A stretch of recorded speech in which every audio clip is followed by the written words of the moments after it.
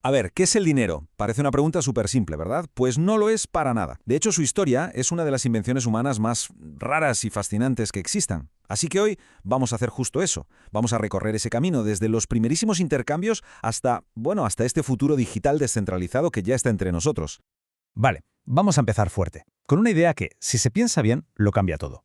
Fijaos en esta cita. El dinero es ficción, no es algo real, no como una montaña o un río, ¿no?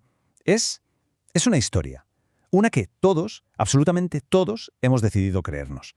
Y lo más increíble de todo es que justo ahí, en esa creencia compartida, es donde reside todo su poder. A ver, hagamos un pequeño experimento mental. Imaginemos que cogemos una maleta llena de billetes y viajamos a la Edad de Piedra. ¿Qué pasaría? Pues que no verían riqueza por ninguna parte. Para ellos sería simplemente papel para encender una hoguera. Y la pregunta es, ¿por qué?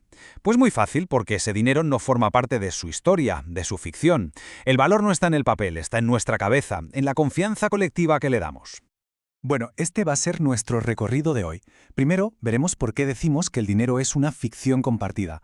Luego, nos iremos al problema del trueque. De ahí a la invención de la moneda. Pasaremos al dinero basado en la confianza y terminaremos preguntándonos, ¿estamos volviendo al trueque con las criptomonedas? Así es, una ficción compartida.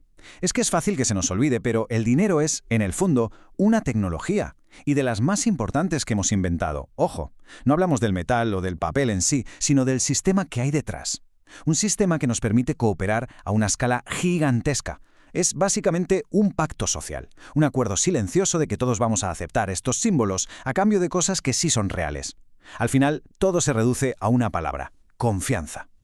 Vale, pues vamos al principio de todo. Nos vamos a ir unos 10.000 años atrás, a la Revolución Agrícola. Por primera vez en la historia, los seres humanos empezamos a tener excedentes, es decir, más grano del que podíamos comer, más ganado del que necesitábamos. Y claro, con eso surge una nueva necesidad, la de intercambiar. El primer sistema que se nos ocurrió fue el más lógico, el más obvio de todos, el trueque. El concepto del trueque no tiene ningún misterio, es pura lógica. Yo te doy mis manzanas y tú me das tu pescado, directo. En una aldea pequeñita, donde todo el mundo se conoce y las necesidades son bastante básicas, oye, pues puede funcionar. Pero, ¿qué pasa cuando la sociedad empieza a crecer? ¿Qué pasa si un herrero necesita grano, pero al granjero no le hace ninguna falta una espada? Pues ahí es donde todo el sistema empieza a hacer aguas. Y aquí está el meollo del asunto, el gran problema. Los economistas lo llaman la doble coincidencia de deseos, que suena muy técnico pero es muy sencillo. No basta con que encuentres a alguien que tenga las botas que buscas. Es que además, esa persona tiene que querer justo lo que tú tienes, tu trigo. Y no solo eso, tiene que quererlo ahora y en la cantidad justa.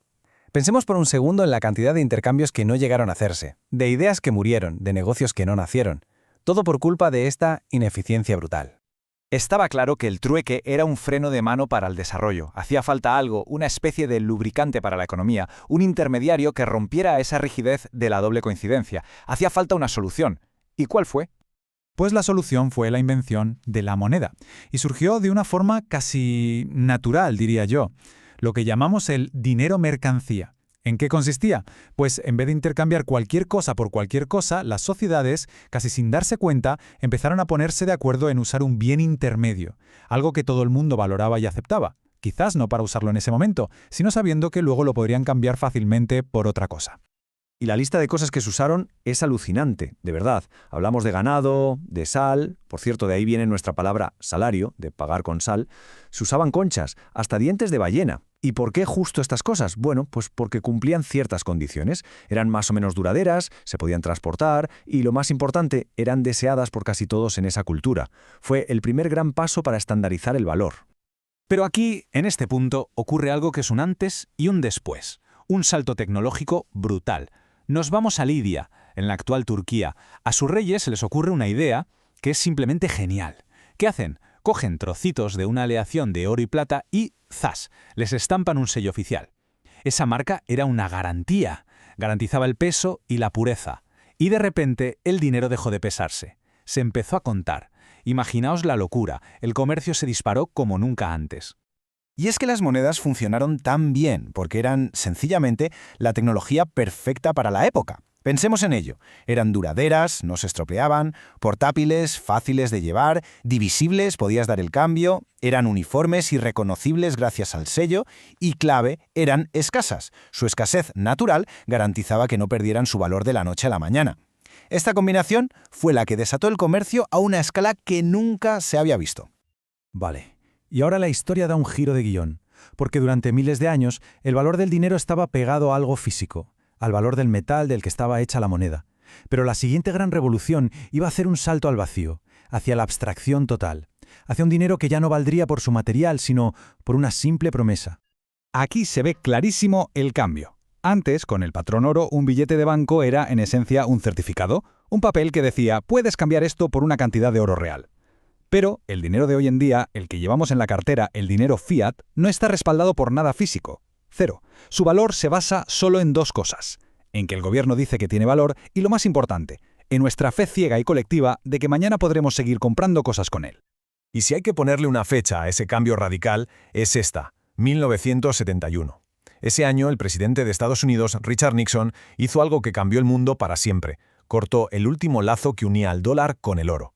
Y claro, como el dólar era la moneda de referencia mundial, pues de la noche a la mañana toda la economía del planeta se metió de cabeza en un experimento gigantesco. Un sistema de dinero basado al 100% en la confianza. Y con todo este bagaje llegamos a nuestros días, a la que podría ser la última gran sacudida en esta larguísima historia. Porque la era digital ha traído consigo una nueva forma de valor, una que nos lanza una pregunta de las que hacen pensar. ¿Y si ya no necesitáramos confiar ni en gobiernos ni en bancos para intercambiar valor? Estamos hablando, claro, de las criptomonedas. Bitcoin es el ejemplo más famoso. Son, por así decirlo, dinero que ha nacido en Internet.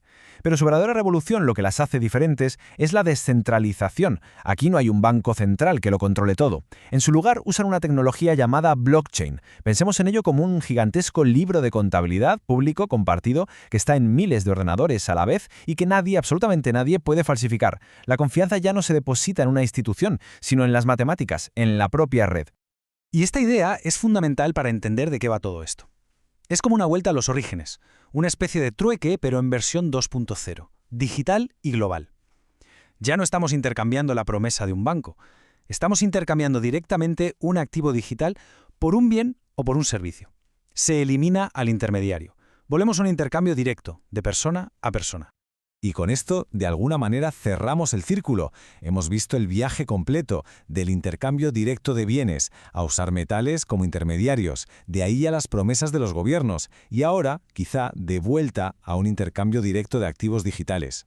La historia del dinero, en el fondo, no es más que la historia de nuestra búsqueda de formas cada vez más eficientes de intercambiar valor. Y la gran pregunta, la que queda flotando en el aire ¿es esta tecnología el siguiente paso lógico en esa increíble evolución?